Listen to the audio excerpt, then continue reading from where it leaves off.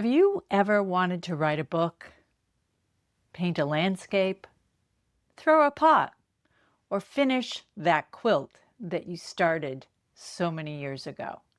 And then life got in the way. You might have raised a family, had a career, but now it's your time. Hi, I'm Bernadette.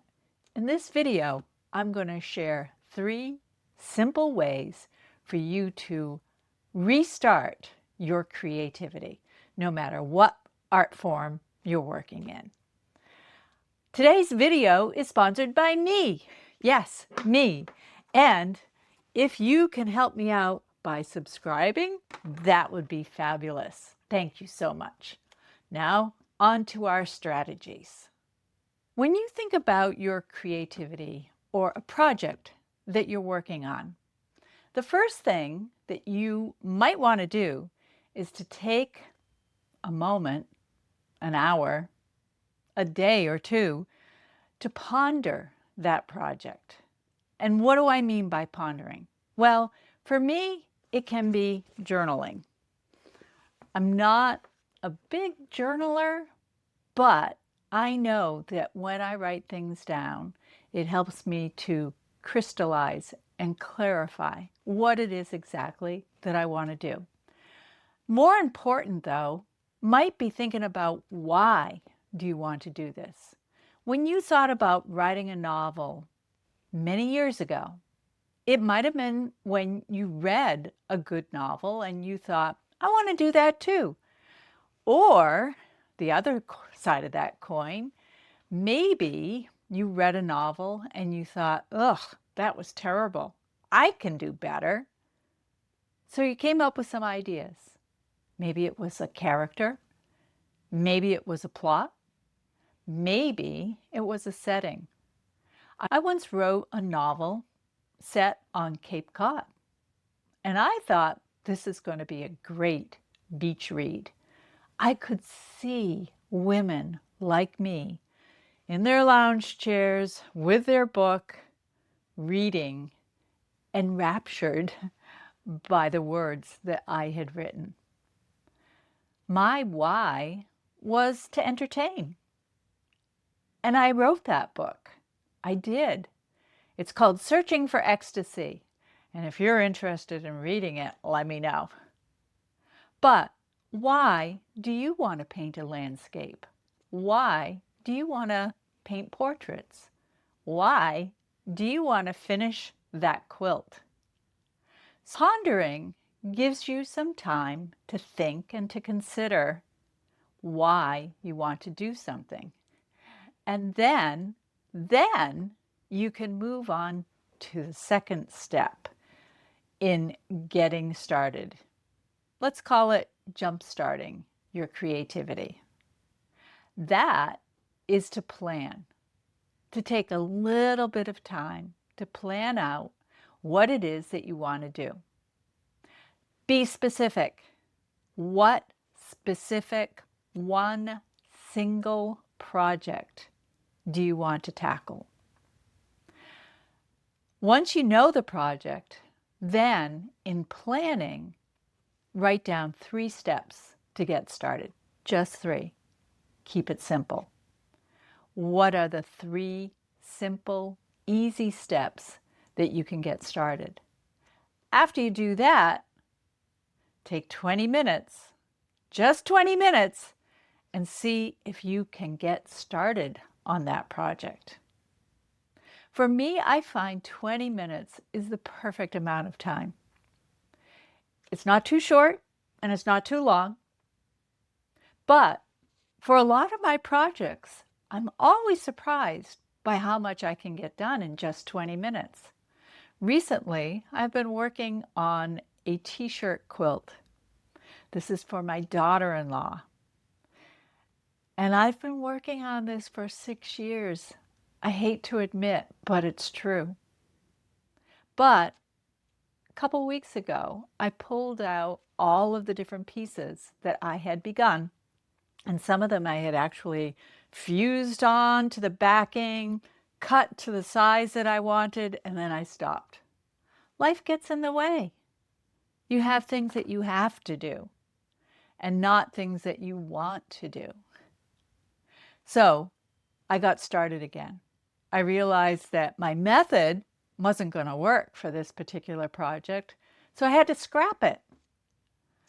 But I determined that in just 20 minutes. And once I knew that I had to find a different method in order to finish this t-shirt quilt, then I spent the next 20 minutes or so trying to wrap my head around, well, if that is true, if the way that I thought I was going to do it doesn't work, then how can I do it instead?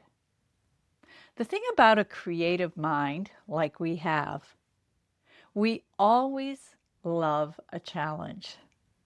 We might hate to admit it. We might think that we want to take the easy, simple route. But many of the best discoveries come from those challenges. I had to think about what I could do instead. And then I came up with it in about the next 20 minutes. Then I was ready to go. 20 minutes gives you enough time to do something, but usually not enough time to finish. But 20 minutes fits very conveniently into a third of an hour.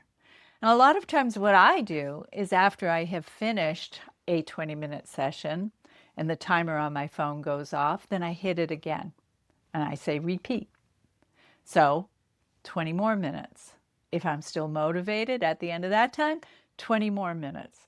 After you've spent an hour on a project, it is surprising just how much you have done. The same is true for writing. I often, in a perfect world, like to spend about 90 minutes. But that doesn't always work in my schedule. During the school year, I'm a professor. I usually leave my house at 7 a.m. Sometimes I don't get home until 4 or 5. But within that day, between classes, very often there will be a 20-minute down period. And I can pull out my laptop, set my timer, remind myself what I was working on, and then get going again. It's all in the planning. And then the third step is to think of a way that you can present your work. For the t-shirt quilt, it will be when I gift it to my daughter-in-law. And guess what? She's coming Thursday. So I've got some work to do, believe me. If I can, maybe I'll include some B-roll of me actually sewing. A present, a presentation. Be present. My developmental editor was very annoyed with me when I used the word present in 3 different formats within a single paragraph. Giving a presentation, that is the very key to getting stuff done. So for me, it's recording and editing and offering these videos. And I have decided I am going to share a new episode every Tuesday. I'm putting that out there and I'm being public about it. In order to share a new episode every week, I have to record a new episode every week. Now we go back to step 2 and the planning. I'm going to share with you a little page in my journal where I have mapped out 3 months. Today is the beginning of a new season. And I have some time in the next couple of weeks in order to prepare, generate ideas, and record several videos. They call it batch content. So I'm going to give it a try. I also have tons of other ideas in mind. But I'm here for you. I'm here for creative women over 50 who are looking for excellent ways in order to revisit and rekindle their creativity. In order to do that, I created a fun little quiz. One thing that is true of creatives, we have different personalities, and this quiz will help you to determine what style works best for you. The different personalities I have associated with 4 different birds: the owl, the dove, the robin, and the hummingbird. And if you take the quiz, you'll be able to find out which of those 4 kinds of birds best aligns with your typical personality. I think it's going to be really helpful for you to then know what ways you can get going in order to get the projects that you want to finish complete. Down below in the description, I have a link to that page on my website. And hopefully you will like this video. Please leave a comment. I will read and respond to every single one. And if you think this would be relevant to other women over 50 that you know in your life, please share the link. But please remember to subscribe. In my next video, I'm going to talk further about successful, easy ways for you to rekindle, revisit, relaunch your creativity. You want to write a novel? I can help you. You want to redecorate the studio in your house, in your barn? I can help you. If you want to plant a garden, there's ways to help you do that too. All right. Thank you so much for sticking around to the end. And if you did, please say noodles in the comments and I'll give you a very special prize. Thanks so much for watching. See you next time.